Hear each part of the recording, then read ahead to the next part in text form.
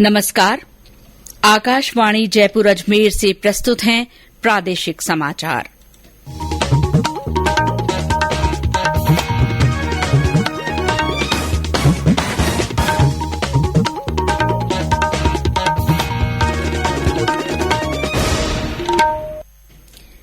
मुख्य समाचार। प्रधानमंत्री नरेंद्र मोदी टोक्यो में क्वाड सम्मेलन में भाग लेने 23 मई को जापान यात्रा पर जाएंगे। पूर्व प्रधानमंत्री राजीव गांधी की पुण्यतिथि को आतंकवाद विरोधी दिवस के रूप में मनाया। प्रदेश भर में श्रद्धांजलि कार्यक्रम।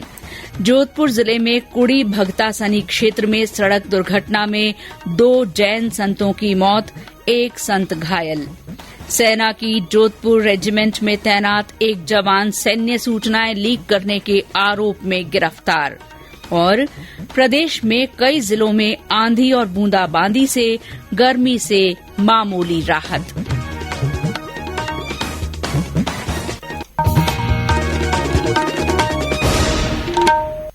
समाचारों के साथ मैं शीला चावला और अब समाचार विस्तार से।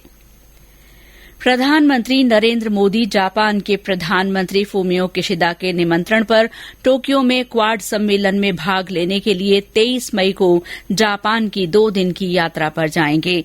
विदेश सचिव विनय मोहन क्वात्रा ने आज शाम नई दिल्ली में संवाददाताओं को बताया कि क्वाड सम्मेलन में भाग लेने के अलावा श्री मोदी अमेरिकी राष्ट्रपति जो बाइडेन और ऑस्ट्रेलिया तथा जापान के प्रधानमंत्री के साथ अलग अलग द्विपक्षीय वार्ता करेंगे। श्री मोदी अपनी यात्रा के दौरान टोक्यो में जापान के उद्योग जगत तथा भारतीय समुदाय से भी मिलेंगे।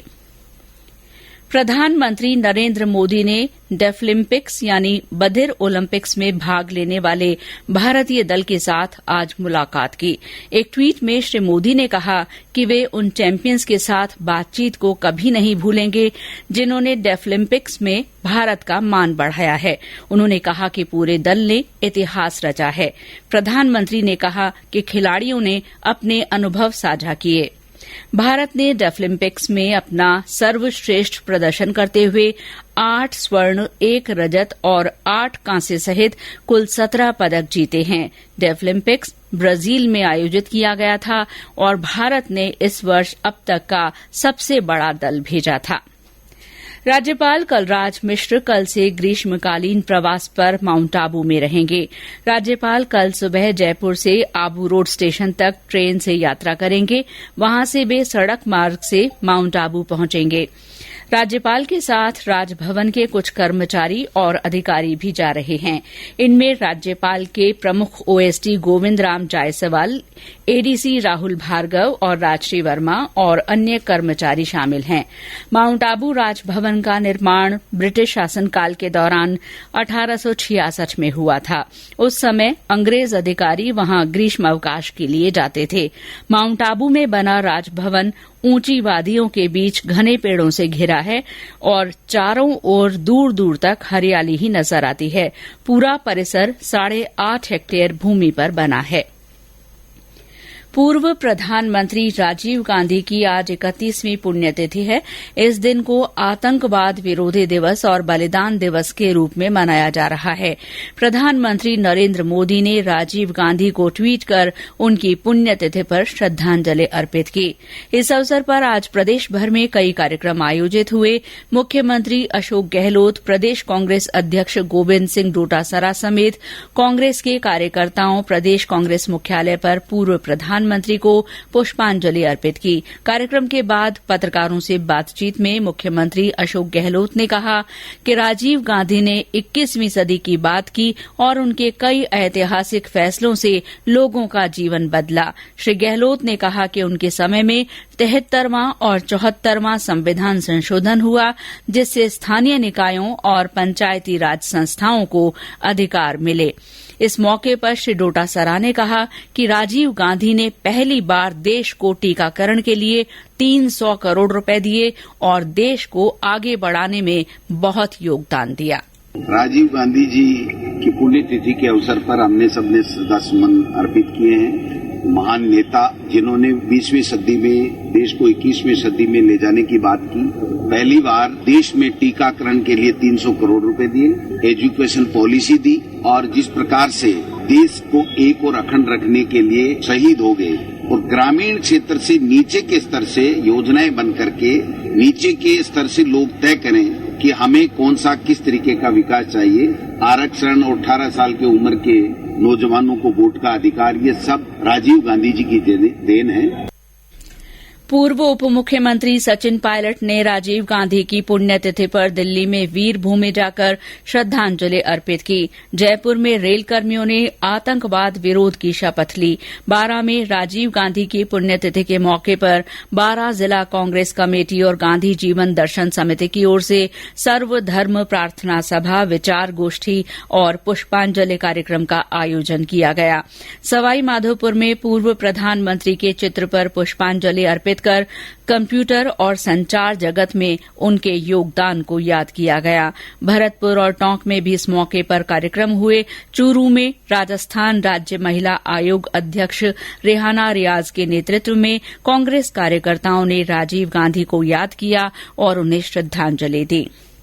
जोधपुर जिले में मोगड़ा के पास कुड़ी भगतासनी थाना क्षेत्र में आज सुबह एक सड़क दुर्घटना में 2 जैन संतों की मौत हो गई। ये संत पाली से विहार कर जोधपुर की तरफ जा रहे थे। कुड़ी थानाधिकारी सुमेरदान ने बताया कि तड़के 4 बजे एक वाहन ने 3 जैन संतों को कुचल दिया। हादसे में 2 संतों श्री चैतन्य तिलक और श्री चरण तिलक का निधन हो गया और संत शाश्वत तिलक घायल हो गए। दुर्घटना पर राज्यपाल कलराज मिश्र और मुख्यमंत्री अशोक गहलोत ने शोक व्यक्त किया है। राज्यपाल ने जैन धर्मावलंबियों को शोक के इस समय में संबल प्रदान करने की ईश्वर से प्रार्थना की है। उन्होंने घायल संत के शीघ्र स्वास्थ्य लाभ की कामना भी की है। और अब आजादी का अमृत महोत्सव से जुड़े समाचार। आजादी का अमृत महोत्सव।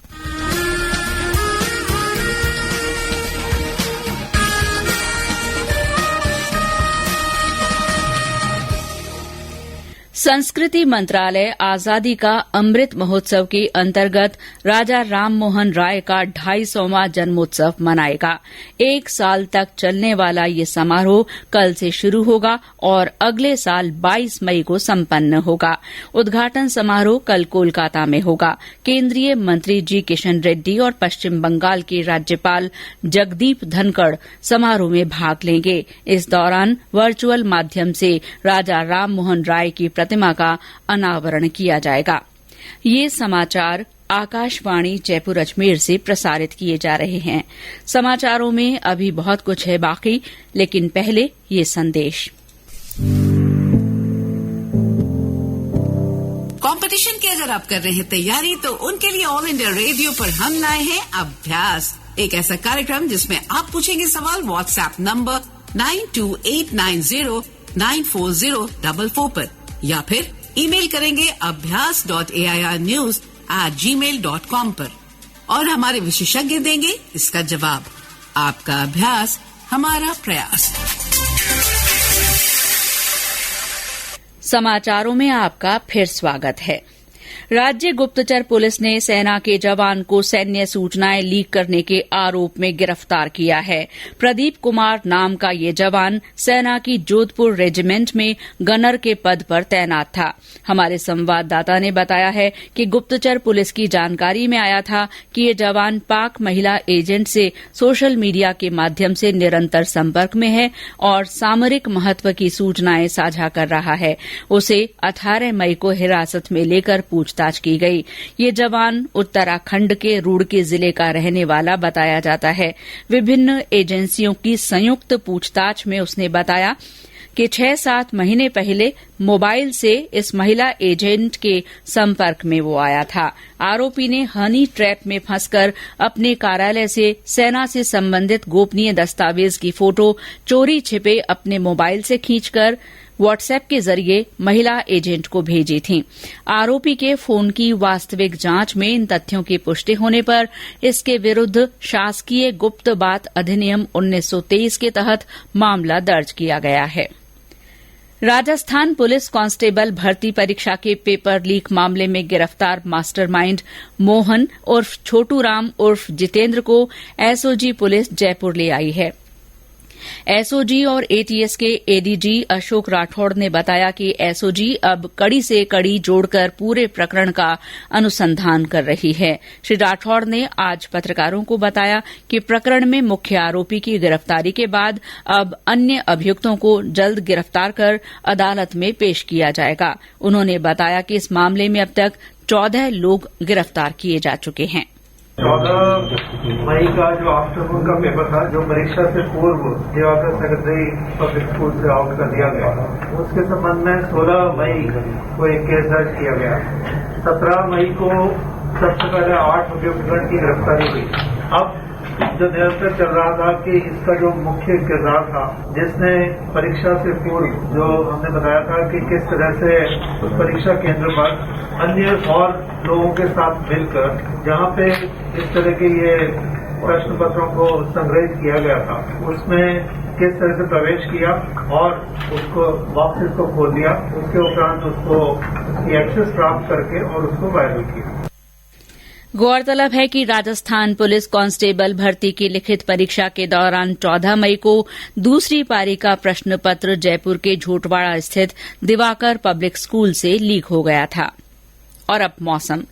प्रदेश में पिछले 24 घंटे में कई जिलों में आंधी और बूंदाबांदी से लोगों को गर्मी और लू से राहत मिली है।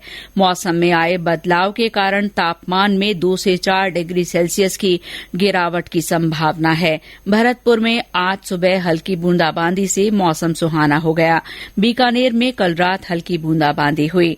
राजधानी जयपुर, सीकर और अन्य जिलों में बादल छाए रहे। मौसम विभाग ने अलवर, भरतपुर, दौसा, धौलपुर और सवाई माधोपुर जिलों में आंधी और तेज हवाएं चलने की चेतावनी जारी की है। विभाग के निदेशक राधेश्याम शर्मा ने बताया कि पश्चिमी विक्षोभ के प्रभाव से अगले 4-5 दिन कई जिलों में तेज हवाएं चलने और कहीं कहीं हल्की बारिश होने की संभावना है। एक और नया पश्चिमी विक्षोभ दिनांक 22-23 मई को फिर से सक्रिय होगा। इस सिस्टम के प्रभाव से पूर्वी राजस्थान के कुछ भागों में अगले 3-4 दिनों तक थंडरस्टॉर्म एक्टिविटी यानी कहीं कहीं आंधी बारिश की गतिविधियां जारी रहेगी। वहीं पश्चिमी राजस्थान में भी 22, 23 और 24 मई को कहीं कहीं थंडरस्टॉर्म एक्टिविटी होगी। इस नए सिस्टम का असर दिनांक 23 मई को सर्वाधिक देखने को मिलेगा। इस दौरान जयपुर, भरतपुर, अजमेर, कोटा और बीकानेर संभाग के जिलों में तीव्र थंडरस्टॉर्म एक्टिविटी, अचानक तेज हवाएं, आंधी, हवाओं की गति 40 से 50 किलोमीटर प्रति घंटा तक की दर्ज की जा सकती है। कुल मिलाकर अगले 4-5 दिन राजस्थान में हीट वेव से राहत मिलेगी। वहीं थंडरस्टॉर्म एक्टिविटियां या आंधी के साथ में हल्के मध्यम बारिश की गतिविधियां भी देखने को मिलेगी। इंदिरा गांधी नहर परियोजना में नहरबंदी के कारण बीकानेर और अन्य जिलों में पानी की किल्लत हो गई है। बीकानेर के कुछ मोहल्लों में 72 घंटे बाद भी लोगों को पानी नहीं मिल रहा है। आज पुलिस लाइन चौराहे के पास लोग पानी की मांग को लेकर रोड पर आ गए। उनका कहना था कि जलदाय विभाग की ओर से पानी टैंकर भी लगवाए गए हैं, लेकिन उनके वार्ड में टैंकर भी नहीं आ रहा है, जिसके कारण लोग पानी के लिए तरस गए हैं। मुख्य सचिव उषा शर्मा ने जयपुर कलेक्टर द्वारा चलाए जा रहे चुप्पी तोड़ो सयानी बनो अभियान की प्रशंसा करते हुए सभी जिला कलेक्टरों को इस अभियान को और सशक्त करने के निर्देश दिए हैं। आज वीडियो कॉन्फ्रेंस के माध्यम से सभी संभागीय आयुक्तों और जिला कलेक्टरों की बैठक में उन्होंने जिलों में किए जा रहे नवाचारों को बेहतर ढंग से चलाने के निर्देश दिए। और अंत में मुख्य समाचार एक बार फिर। प्रधानमंत्री नरेंद्र मोदी टोक्यो में क्वाड सम्मेलन में भाग लेने 23 मई को जापान यात्रा पर जाएंगे। पूर्व प्रधानमंत्री राजीव गांधी की पुण्यतिथि को आतंकवाद विरोधी दिवस के रूप में मनाया गया। प्रदेश भर में श्रद्धांजलि कार्यक्रम हुए। जोधपुर जिले में कुड़ी भक्तासनी क्षेत्र में सड़क दुर्घटना में 2 जैन मुनियों की मौत हो गई है, 1 मुनि घायल हो गए हैं।